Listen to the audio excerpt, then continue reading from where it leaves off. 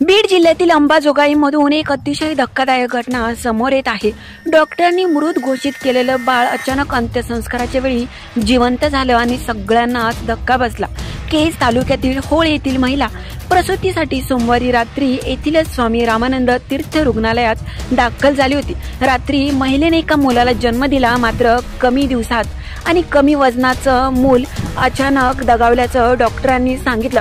मुलगा मृत झाल्यामुळे डॉक्टरांनी त्याच्यावर अंत्यसंस्कार करण्यासाठी नातेवाईकांकडे दिलं। हे मूल हालचाल करत नव्हते। बाळास डॉक्टरांनी मृत घोषित केलं व ते बाळ नातेवाईकांकडे दिलं।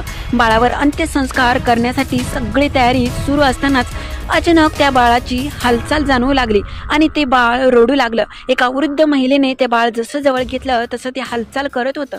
अचानक ते रडू लागल्यामुळे नातेवाईकांनी तात्काळ त्या बाळाला डॉक्टरांकडे नेलं आणि डॉक्टरांनी त्या बाळावर उपचार सुरू केले आहेत।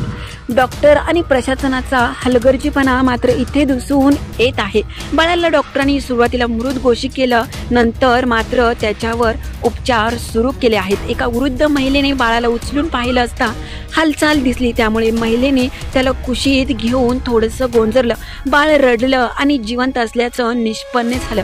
या घटनेमुळे सर्वांनाच आश्चर्याचा धक्का बसला। या घटनेवरील अंबाजोगाई स्त्रीरोग व प्रसूती विभाग प्रमुख डॉक्टर गणेश तोडगे यांनी प्रतिक्रिया देताना म्हटले आहे की प्रसूतीचा काळ पूर्ण होण्यापूर्वीच हे बाळ जन्माला आले होते। त्याचे वजन केवळ 900 ग्रॅम आहे। जन्मल्यानंतर त्यांनी कसलीही हालचाल केली नव्हती, त्यामुळे असा प्रकार घडला असावा असं त्यांनी म्हटलं आहे। अंबाजोगाईत विभाग प्रमुखाकडून घटनेचा अहवाल तात्काळ मागवला आहे। चौकशीसाठी समिती नेमली आहे। दोषींवर कडक कारवाई केली जाईल असं प्रशासनाने म्हटलं आहे।